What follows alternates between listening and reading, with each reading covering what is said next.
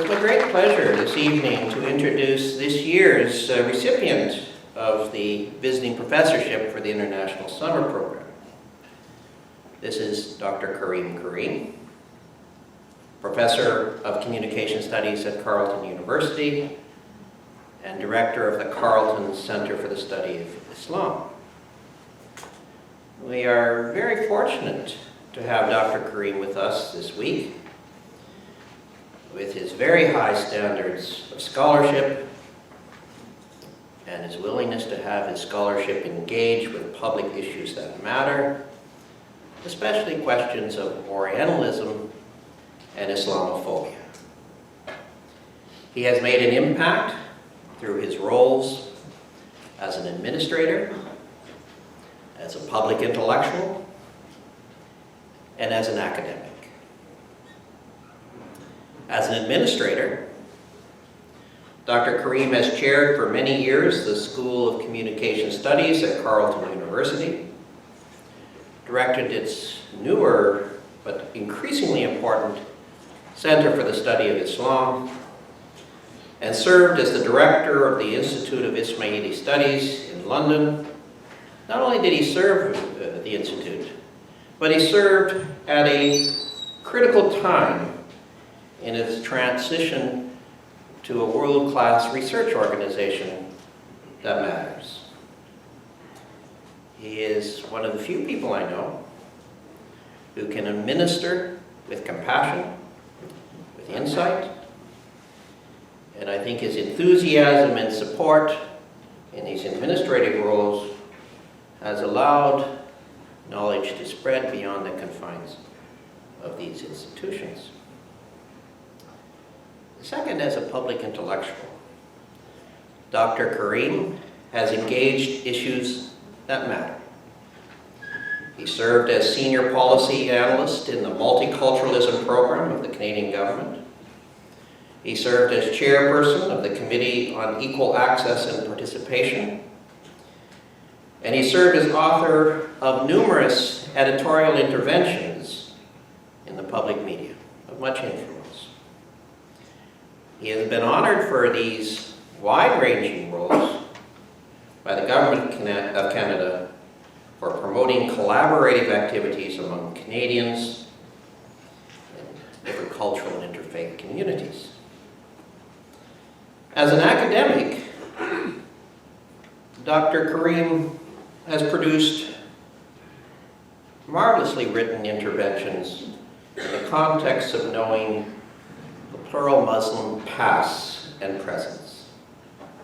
His first book, and I remember it well, his title was Islamic Peril, Media and Global Violence, published in 2000, and it's available in an updated edition, provided insight into the historical basis of Islamophobia at a time when this word had barely entered our modern vocabulary. It won the Peter Robinson Prize for the best book on communication. He has since written numerous articles and edited a number of foundational books and special issues of journals concerned especially with the Western process of knowing Islam and Muslims. Chief among these are two recent books published in 2014, Reimagining the Other, Culture, Media, and Western Muslim Intersections. The other title, Engaging the Other, Public Policy and Western Muslim Intersections. These are two of the most exciting and important books assembled recently on the larger implications of the Western Muslim intersection. Dr. Karim argues, among other things, that Muslim and Western pasts do not clash, but they intersect.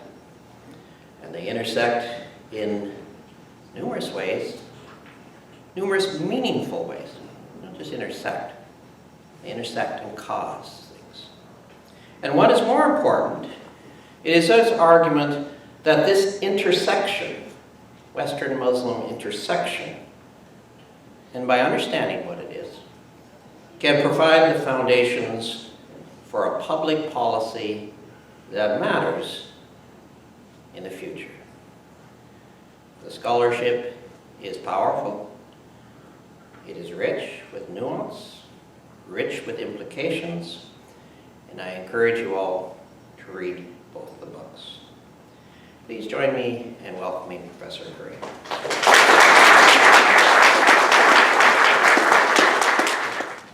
Good evening all, and thanks for being here. And thank you, Daryl, for such a generous introduction. You're very kind.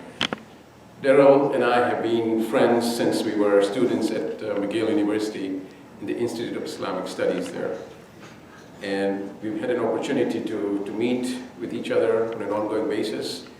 And I'm extremely honored by the invitation to be here to serve as the visiting professor for the summer program, and to be able to give this lecture and interact with this wonderful crowd.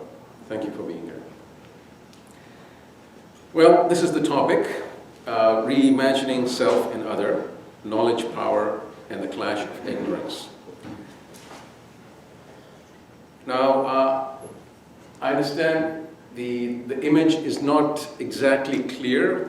I think the technician tried to make it as clear as possible. Hopefully, the words and the pictures that I show will be generally visible and clear, but I do apologize in advance. In fact, as I was coming over, the last time I checked my computer, the PowerPoint wasn't going to work at all, and Ainura basically did her magic and is helping me get through this. So let's keep fingers crossed and hope that everything's going to go well. So, jumping into the topic, I teach a course at Carleton University on media and conflict. And every year I ask students what they remember of September 11th, 2001. And every year, of course, the students get younger and younger as I get older and older. But the realization dawns on one when in dealing with students, with young people, that it has been 15 years almost since that horrible event. And this has been their life. They have seen a continual progression of one war after another, in fact, sometimes several wars.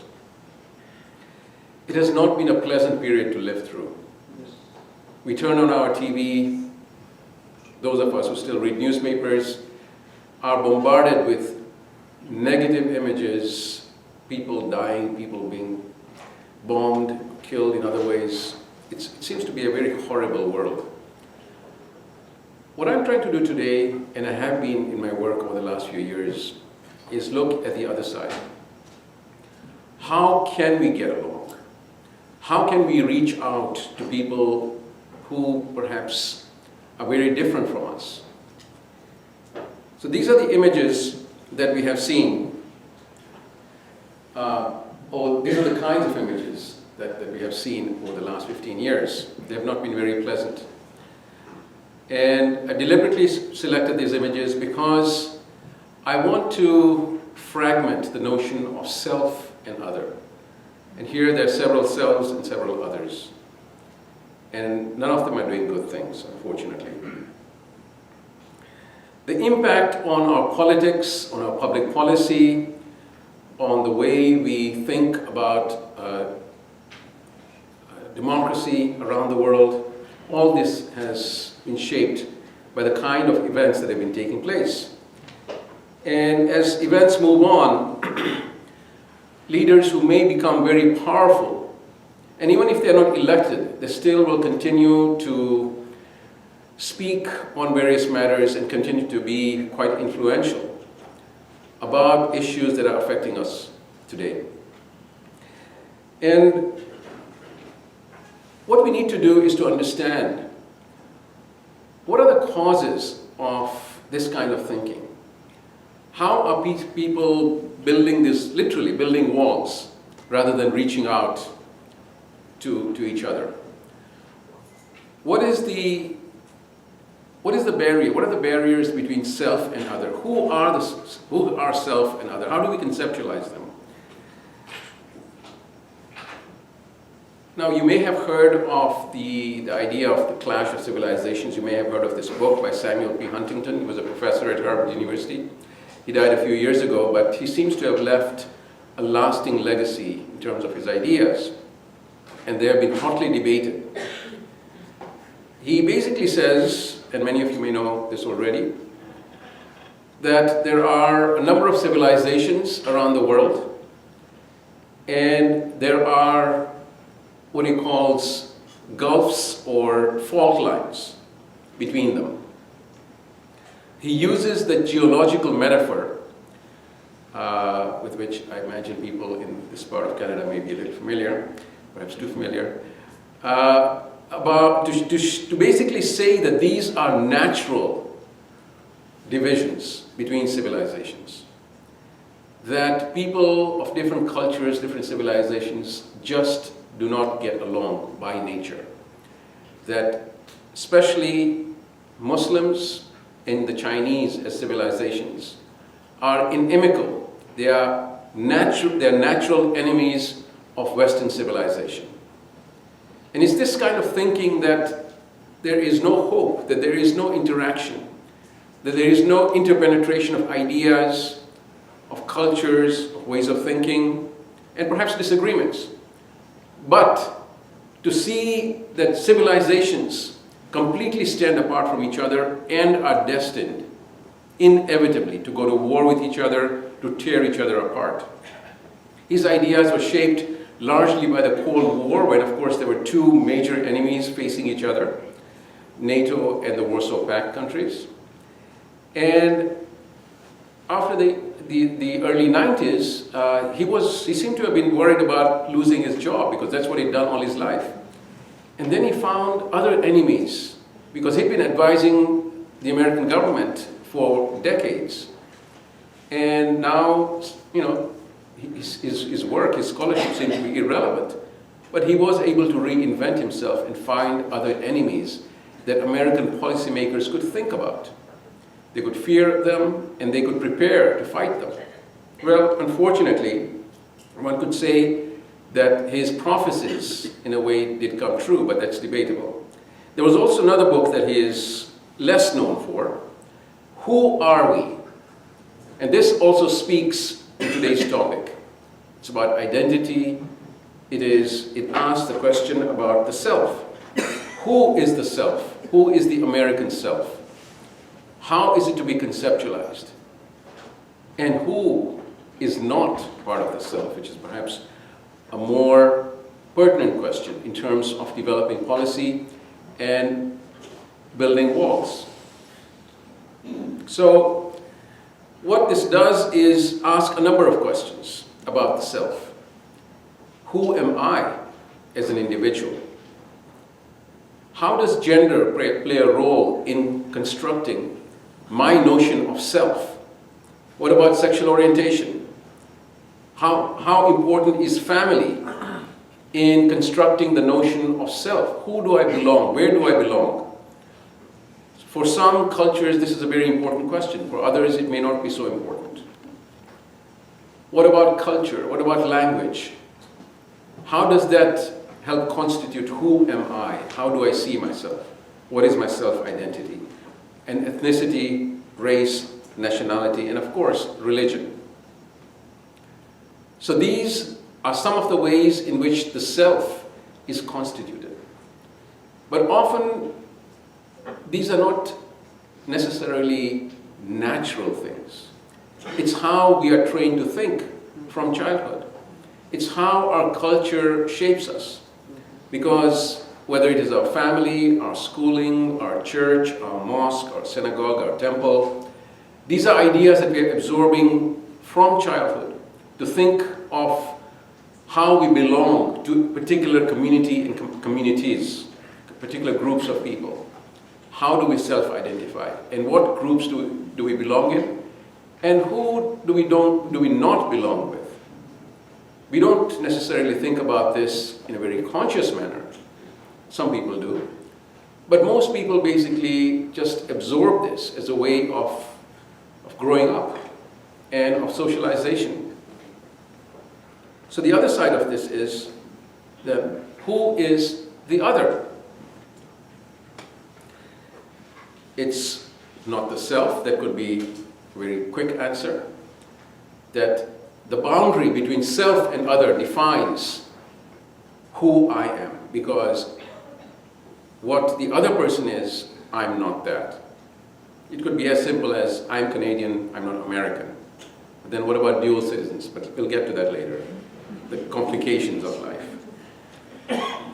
So, even though I said earlier that the self may be a family, you may think of your family as constituting a group in terms of a self, apart from the individual.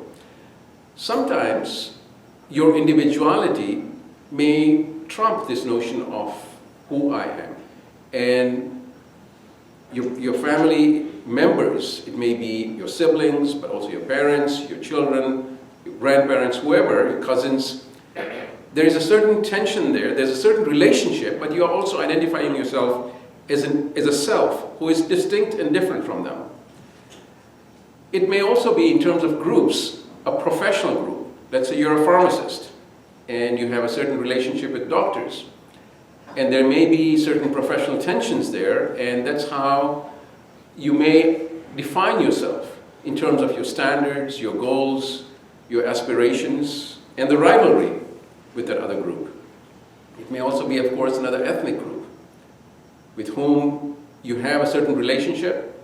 You may or may not get along with them, but they perhaps are identified as an other. Or it may be a whole range of ethnic groups, a whole range of cultural groups, racial groups, religious groups, or other nations, as I said earlier.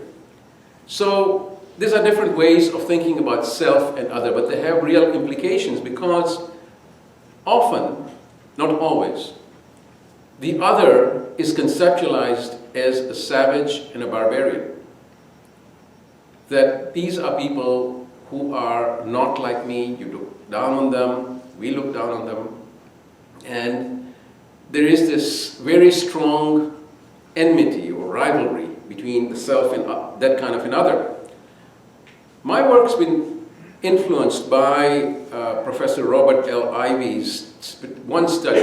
It hasn't received a lot of attention, but it has been quite influential, because when I was working on my PhD thesis many years ago, I read this book, this long article, and it helped me understand the issues that I would be dealing with literally for the rest of my career. His study, Images of Savagery in American Justifications for War, was actually an American bicentennial project.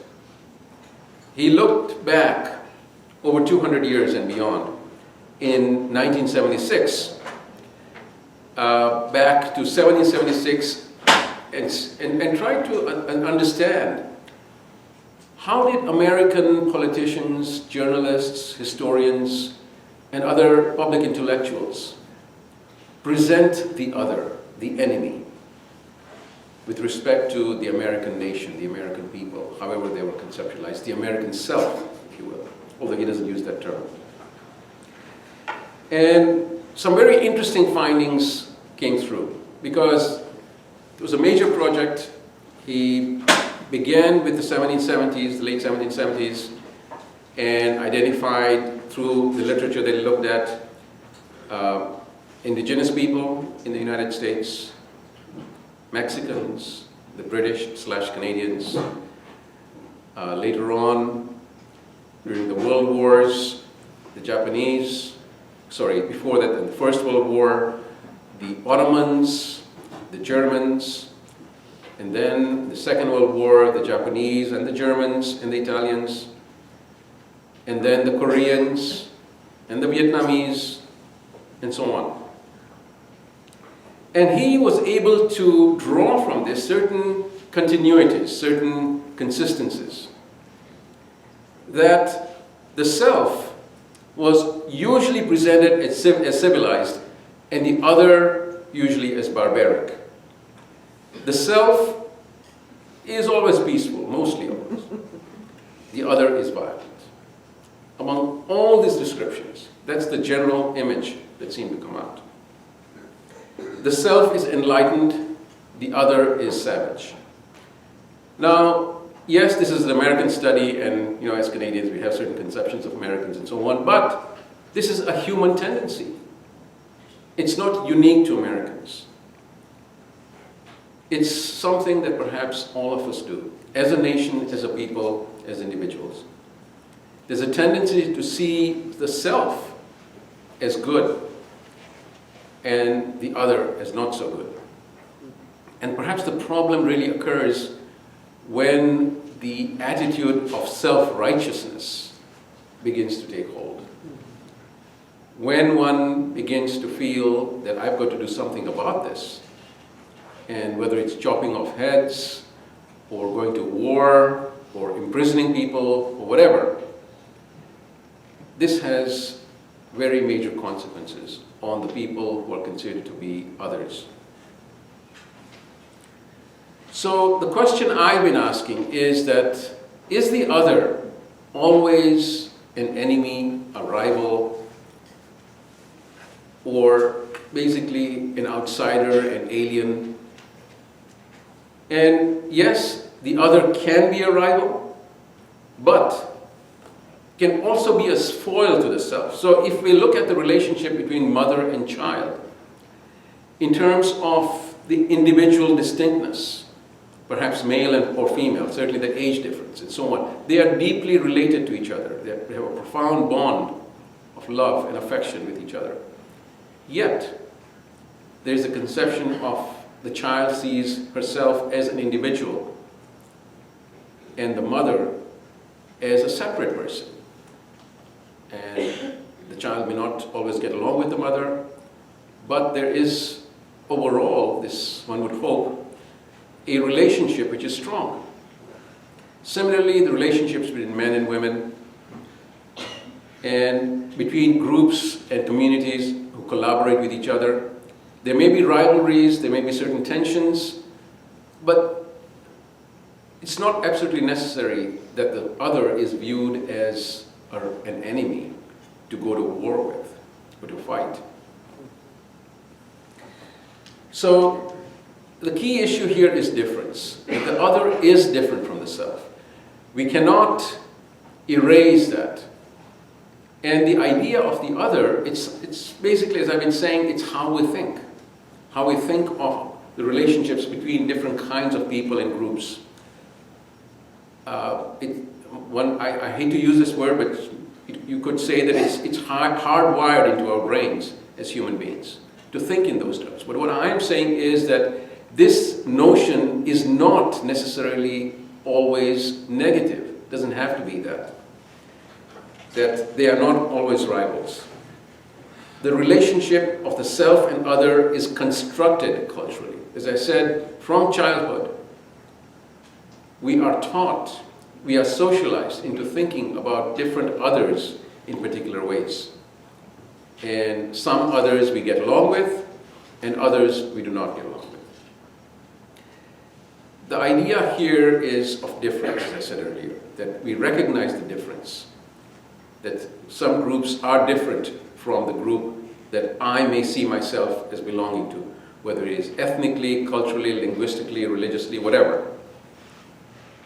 But it is just a recognition of difference, and that should not automatically mean that this group is an enemy that I have to fight. Now, the media are often criticized, but journalists are part of society. They are people who grow up just like us, are socialized just like us. They're not an alien group, not an unremitting other.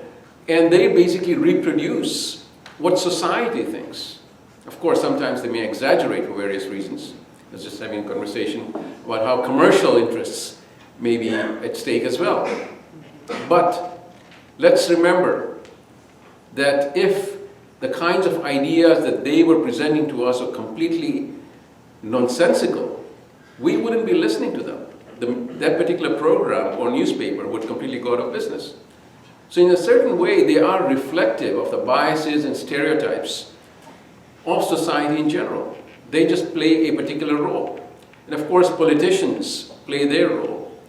And this is where it gets a little tricky. Because when certain leaders see it in their advantage to enhance, to magnify certain differences, to try and increase their following, to play to people's prejudices, that's a problem. Because then it increases, it magnifies hatred and perhaps leads to violence, and that can get out of hand. So often these are issues about misunderstanding. How do we get along with the other? How do we understand the other? But how does misunderstanding take place, and how is understanding made possible? One of the things that I study as a professor of communication studies is the nature of human communication. One of the really popular writers these days is an American scholar called John Durham Peters, and he has been looking at this issue very carefully. How do we communicate? And how do we not communicate well? How does misunderstanding take place? He suggests that if you were to believe in angels, only they can communicate perfectly without having to use language, because language has slippage. We try to say certain things, but the nature of language is that it is not perfect. There's so many ways that particular words can be interpreted or misinterpreted.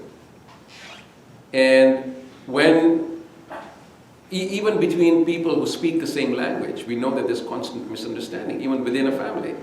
Of course, it may not be major, but there is constant slippage. And you can imagine how difficult things get when people are trying to talk across languages, are trying to translate from the little they know of the other language, or listening to an interpreter. And so there's a lot of room here for misunderstanding through mistranslations. But what I am particularly interested in is not these perhaps innocent misunderstandings, but the deliberate promotion of ignorance through disinformation. So there may be many causes of ignorance, primarily perhaps lack of knowledge, but also, as I said, manipulation of knowledge. How certain people may see it in their advantage to distort information, either through misinformation or disinformation. Misinformation, of course, is perhaps more benign, but disinformation is very deliberate, designed to mislead. And of course, through propaganda. So always presenting one's position in a certain way that doesn't necessarily speak the truth, and try to mislead, to convince other people about the goodness of one's position. Now, this is another piece, the clash of ignorance, which is part of the title of the talk, which has also had quite a bit of influence on my work. This magazine, The Nation, is published in New York. It's a weekly, left-wing. And on October 22nd, this particular issue had a cover story called The Clash of Ignorance by the famous scholar Edward Said of Columbia University, who had written previously the book, among others, Orientalism, for which it became very famous, because it critiqued Western academia and its study of the Orient, particularly the Middle East. But this article, written 6 weeks after 9/11, on 22nd October 2001, encapsulated in 4 well-written and really packed prose. He was a brilliant writer. He died 2 years after writing this, I believe, or soon after writing this article. He had mentioned some of these ideas in an updated edition of Orientalism, But here, this is the first time he actually used this term in writing, in publishing this article, the clash of ignorance. And he spoke about how on both sides, right after 9/11, there was this willful ignorance. How institutions, individuals, leaders, propagandists were deliberately misleading people, were trying to create notions of the other which would lead to conflict and war. Unfortunately, it did. So let's talk about the clash of ignorance. What he did in this was to critique Huntington's clash of civilizations thesis. In my writing, I've basically laid out the various points that he makes. Here I'll just mention 3. So he says that Huntington reduces complex histories over millennia between these various civilizations that he talks about, and just emphasizes the fault lines as he saw them between them, rather than talking about the ongoing relationship over hundreds of years between peoples, between Europe and the Middle East, and the Middle East and China, the Middle East and India, and other civilizations, Africa, the Americas, and so on. That he was not looking at the nuances. In fact, he was basically completely throwing a whole way of looking at history and reducing things to these clashes, the conflict of civilization, conflict between civilizations. That terms like the West and Islam were created as monolithic entities. When we think about Islam, when we look at the number of people who are either nominally or strongly attached to this religion, the number that is often thrown around is, well, it changes from time to time, but it's 1.5 billion, 1.6 billion. It's a very large number. People living from Morocco to Indonesia, from Albania to Zanzibar. Well, why not from Vancouver to Halifax? Muslims live around the world. And yet, to say that this is one monolithic group just doesn't make sense. But then what about this entity often called the West? How monolithic is it? Where does it start and where does it end? Does it start in Hawaii, which is part of the United States? How north is it? Is it as north as the North Pole, which is part of Canada? Well, we would like to claim it. Or what about places in Europe, like Malta, in the Mediterranean? What about Hungary, which was part of the Ottoman Empire, and then the Warsaw Pact in Eastern Europe, the communist bloc, and now a member of the European Union? Where does Europe end? Where does it start? Well, has Britain left Europe, or is it going to? I still remember the headline when many years ago Norway decided not to join the European Union, and the headline was, Norway will not be part of Europe. So what are these entities? Europe, the West? I think we need to think more deeply about these places, because these are very complex ideas. When did the idea of Europe emerge? We often think of the earliest consciousness of Europe, the intellectual consciousness, being in ancient Greece.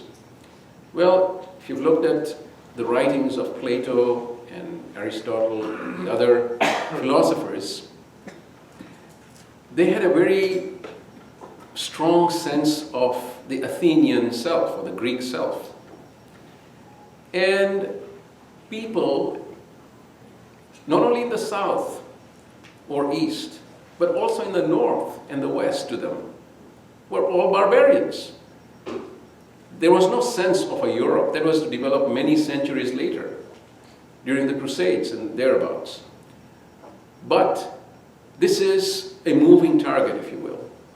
This is not, the places that we name, these large continents that then morph into its one landmass, there is no big ocean between Europe and Asia. Sometimes certain parts are called Eurasia. But who decides where Europe ends and Asia begins? Is it the Balkans? Is it Turkey? Is it Siberia? Is it China? Where exactly is it? And so when we talk about the clash of civilizations, these are the kind of questions we should be raising.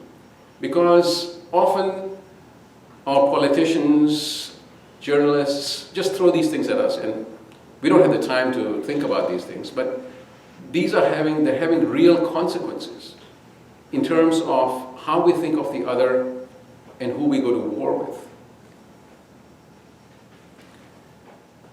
He also criticized in his article, this is Edward Said, the other side, for Muslims, for reducing Islam basically to things like harsh penal codes. This by countries, various governments who just wanted to prove their Islamic credentials to populations who were clamoring for a greater role for religion in the state.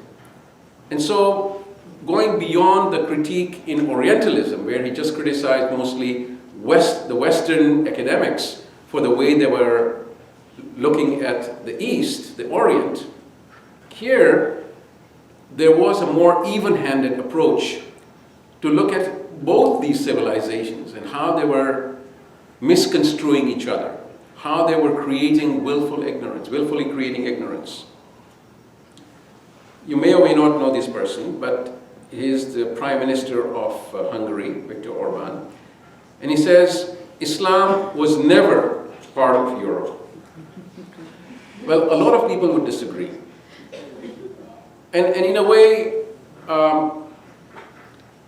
the kinds of histories written, the kinds of courses taught in school, the curriculum generally about civilization, about what is Europe, what is Western civilization, what is Canada, tends to gloss over the interactions of peoples, of civilizations. It highlights certain cultures, it glosses over others, it doesn't talk about others. And so we don't fully get an understanding of how different civilizations were formed, who they interacted with. I recently was in Greece and traveled to the island of Crete, and I wanted to learn about its heritage. And it's an amazing place in terms of how many layers of civilizations there are. From the Minoans to ancient Greece to the arrival of the Arabs and the Venetians and the Crusaders, and later on the Ottomans and the British and the Germans and so on. And so many traces left of these various civilizations. But even 7,000 years ago, it's a very strategically placed island that traded and had intellectual exchanges with Egypt, with what now is Israel and Lebanon, with Turkey, with other parts in the Mediterranean, and what is now Greece. There was no Greece then, as the country we know now. But it helps us understand how even this land of ours will have gone through so many different layers of culture, of history, that are disregarded. And so when we try to understand human civilization, we need necessarily to understand how human beings have been interacting with each other before there were borders that we have come to know so well, and after.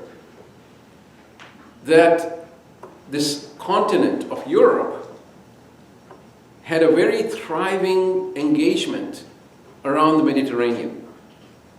Even if you look at the civilizations, the empires like the Byzantine Empire, it wasn't only located as it came to be reduced eventually in what is now Turkey and the Balkans, but it was all over the Levant, Lebanon, Syria, Palestine, Israel, Egypt, Libya, and further west. And so this was a different world in which people were comfortable engaging in all these countries and with all these peoples. When you travel to Morocco, you find ruins of Roman civilization, mosaics and various other things. Of course, we've been hearing, unfortunately, about what Daesh, also known as ISIS and ISIL, have been doing to the remains of Roman civilization in Syria. But these were areas in which there were so many interactions. The Hellenic period, which initiated by Alexander's conquest, going all the way to Afghanistan and into India, created this vast area, this vast region, in which people interacted with each other. Later on, the Silk Route from China into Central Asia, down to India, into the Middle East, and into parts of Europe. People were interacting with each other, exchanging ideas, people were intermarrying. And to talk about these insular civilizations that are destined to go to war with each other no matter what is just nonsense. And so even Hungary, which was part of the Ottoman Empire, and of course Hungarians, the native people, were not necessarily happy with that, but to say that Islam has never been part of Europe just goes in the face of history. So this is a very old painting. It's from Muslim Spain. It shows a darker man and a person who's light-skinned, and most probably an Arab or a Berber, with the oud, and the person who could describe as a European, perhaps playing the lute. And it tells the story of the exchanges, the musical exchanges, and how you may know that even the guitar drew its origins from the Arab oud. And I had many of these images like this, which had to be very selective. But there was a thriving exchange. And as you may know, the Arabs and the Berbers were in Spain for 800 years. And it was a thriving civilization in which even the United Nations has called it a model of intercommunal engagement, as a model for today, which unfortunately came to an end, but of course these things always do. And the kind of people who are involved in these exchanges, these intellectual exchanges, I'll go through a very brief list. Ibn Rushd, and many of these names are Latinized. So Ibn Rushd came to be known as Averroes, and he basically was a great philosophical rationalist, looked at the works of Aristotle and other Greek philosophers. Ibn Tufail, known as Ibn Tufail, worked on epistemological philosophy. Ibn al-Haytham, known as Al-Hazan, worked on scientific empirical observation. Remember that the Greeks, the ancient Greeks, great as their work was, most of them did not actually carry out empirical experiments. This came much later on. Most of it was theory. Of course, it was very good theory, but empirical work. And Al-Hazan was very much interested in how the eye basically worked and carried out experiments to show the flow of light. Al-Khwarizmi, from whom we get the name algorithm, because the Italians called them algoritmi, and he was a mathematician. Jabir ibn Hayyan, known as Gerber, and he worked on chemistry. Al-Razi, Razes, Az-Zahrabi, Abul Qasis, Ibn Sina, Avicenna, very famous, wrote a masterwork on medicine. Al-Idrisi on geography. So you've got, and as I said, this is a very select list. You've got basically these various Muslim philosophers and scientists and geographers and so on were crucial in working in this period, because it was a time when Europe was going through a period that sometimes is called the Dark Ages. And a lot of people don't like that term because everything wasn't dark. There was still a lot of intellectual work going on, but it was limited to what the church mostly allowed. Of course, we had the great works of St. Aquinas and others, but by and large, the manuscripts from the ancient Greece were, whenever they were seen as being contradicting church doctrine, they were not given the attention that they should have, and they basically, many of them just crumbled. But remember, I mentioned the Hellenic region, which went all the way to India. Many of these manuscripts had traveled with the Greeks to these regions, and they were continually studied there by Christians and later on by Muslims, who also came into contact with the civilizations of India, of China, of Central Asia, and other places of Africa. And they learned from all these places because there is this saying, we don't know if it is true or not, but there is this saying of the Prophet, seek knowledge even as far as China. Well, basically the ethos of this is, if you have to seek knowledge, go to these far-off places and learn from people. And Arab civilization, Arab culture in the time of Muhammad was not a very sophisticated civilization.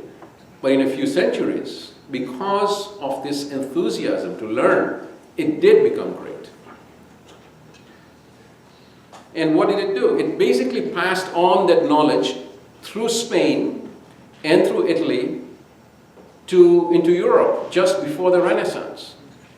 And scholars like John Hobson say that the Renaissance and even the Enlightenment, as well as what are known as the voyages of discovery, would not have been possible if all this knowledge, which included navigational knowledge and navigational instruments, were not passed on to Europe at a very crucial time.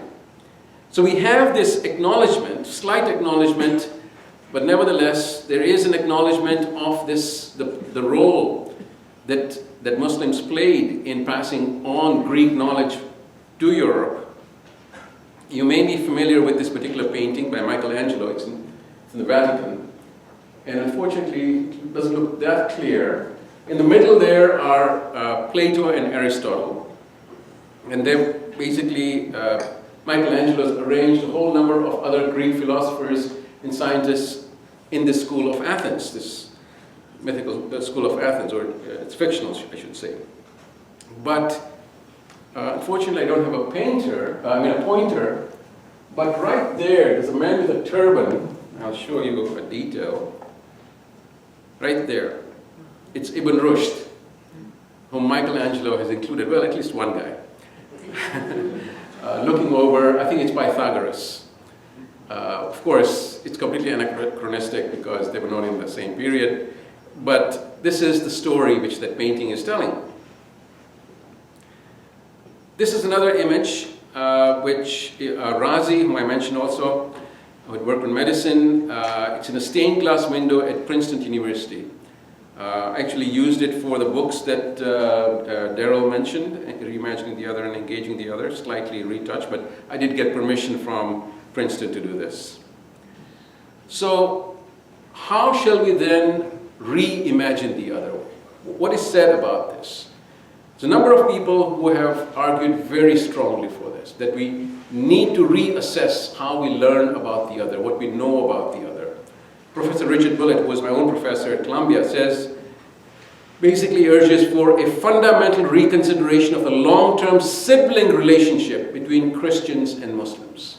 Sibling as brothers or sisters in a number of ways. First of all, as members of the Abrahamic faiths, belonging to a worldview, a religious worldview that has monotheism as an essential component of its beliefs.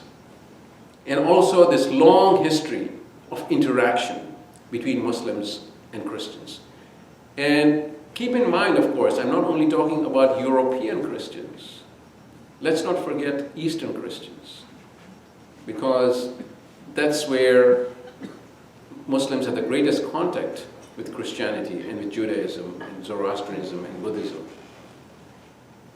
Not always without conflict, but by and large, they live together.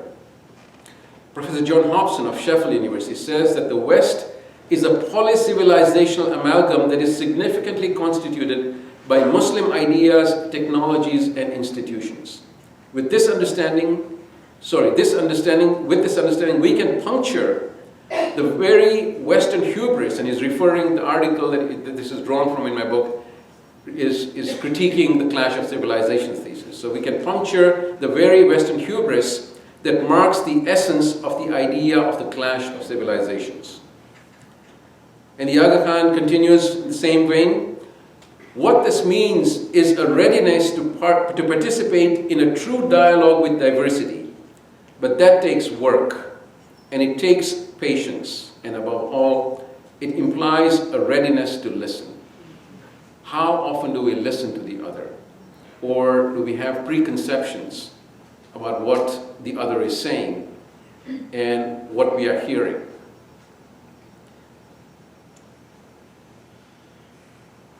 So I'll show a number of slides now, which I've taken through my travels. Some of these I've just borrowed from the internet because the pictures that I took were not that great. But some of you may have seen this place, the Mosque of Cordoba. It's an amazing mosque. These arches are very, very characteristic of that mosque, the red and white. But what is amazing is what was built in the middle of this mosque, because it's in Spain, and as I said, for 800 years Muslims were in Spain, and they built places like these. They interacted with other peoples, and then there was a Christian reconquista, the reconquest, and ultimately Muslims were pushed out, they were expelled, so were the Jews, and there was the Inquisition, and so on, but that's another story, we don't have the time for that. What I'd like to talk about is what happened after Christians took over this place. They built a cathedral right in the middle of the mosque. So the only place in the world where there is a mosque and a Christian place of worship. But what is amazing is the voussoir, the arches of the particular characteristic red and white style are still there on the side. But what is more interesting is what I'm going to show you next. The mindset that allows for this is very, very promising. It says that I can worship in the middle of a mosque, or what used to be a mosque, and I can feel completely comfortable in my faith, carrying out my religious practices. It's a side of pluralism we don't talk about often. When we talk about pluralism, we talk about communities existing side by side, but not necessarily intersecting like this. It may not be complete intersection, but it is sharing a space, a holy space, or a space that's seen as holy, in a way that is very profound. Okay, what I'm going to show you now is some Muslim calligraphy to make another point. So some of you may recognize this as the Arabic word for Allah, God. And some of you may know that Arabic calligraphy is one of the most important arts among Muslims and other Arabs. And this word can be written in so many different ways, or it can be presented through calligraphy in so many different ways. And you know, the list, the number would be endless, and we don't have the time for that. But let me show you a few slides in the way that this word appears. So it appears inside an 8-sided star, 8-pointed star. Now we're used to seeing the 5-pointed star and the crescent as a Muslim symbol, but that's a very recent symbol or an icon of Islam. It appears on the flags like that of Turkey, Algeria, Pakistan, and so on. But before that, the most prevalent symbol in terms of the star was the 8-pointed star, and sometimes the 6-pointed star, which is also called the Star of David, but that's another lecture. So let's focus on the 8-pointed star and Allah written inside it. But let's go to other calligraphic depictions of Allah. So that's another way to depict the same thing. And that. And this. And this. Now I really had to look hard for this because it was very high on a building, on a very tall building, a very massive building. And I had to use the telephoto lens to be able to take the photograph. And maybe I'm reading things into it, but when it's put in the context of this and this, well, especially this calligraphic depiction of Allah, and you have this, and does anyone know where this might be? Alhambra? Well, it is in Spain, but a much more recent building, which has been in, so let me give you some hints. It's a big building that has been under construction for several decades, and it's going to take a few more decades. Sagrada Familia. So this is basically built, designed by the famous architect Gaudi. It's an amazing place, and there's a whole series of them, very high. Perhaps I'm reading things into it, I don't know. Apparently there's been some writing about how Gaudi was influenced by Muslim architecture in Spain, but let's just keep that open in terms of how we can reimagine the other, or is it? Anyway, this is from a recent visit last month to Greece, in Crete, as I mentioned earlier. So this is a typical style of a church in Greece, with the bell tower on the right of the church. We see it on the left, but it's, when you're standing there, it's to the right. And so you see the Greek flag there, a big square, etc. So what's this?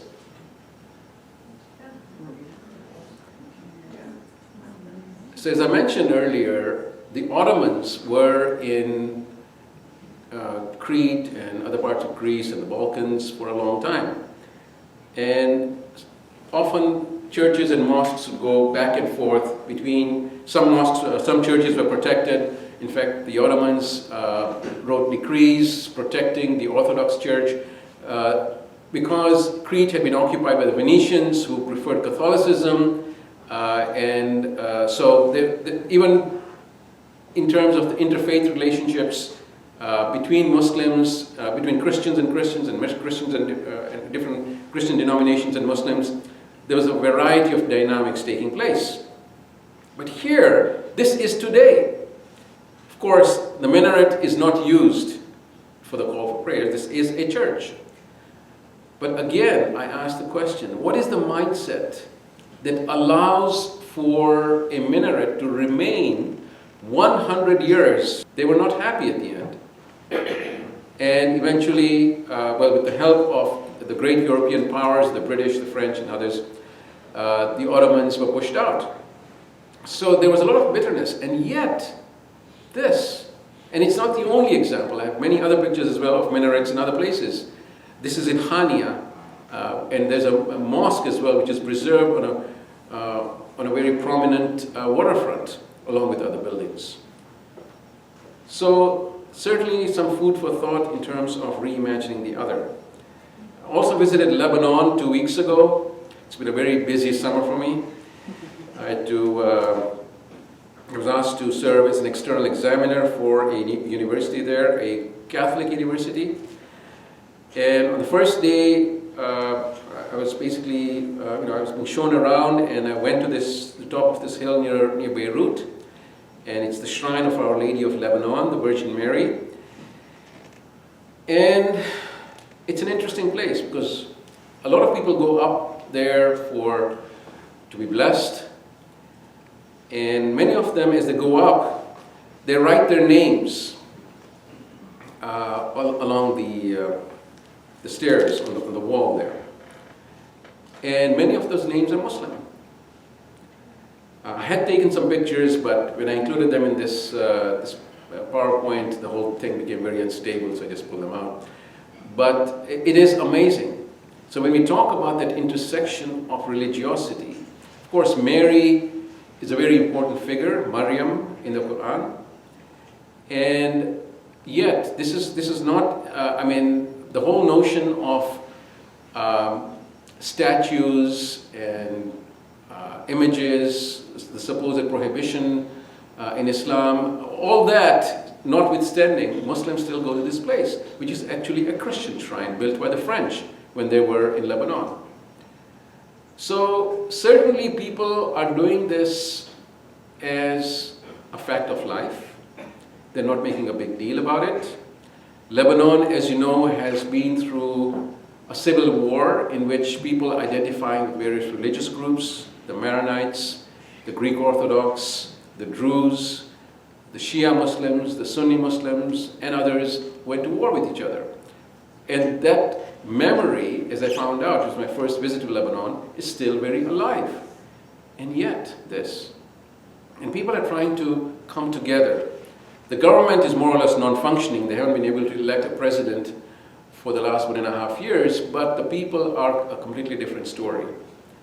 And of course, there's a lot of foreign government interference from regional powers as well as European powers and the Americans and others, but this is what's happening at the ground level, or should I say, on the top of that hill. And it is amazing. And this is only scratching the surface.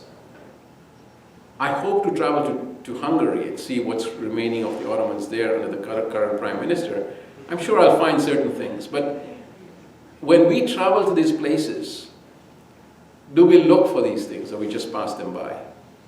How many people wonder about that cathedral in the middle of the Mosque of Cordoba?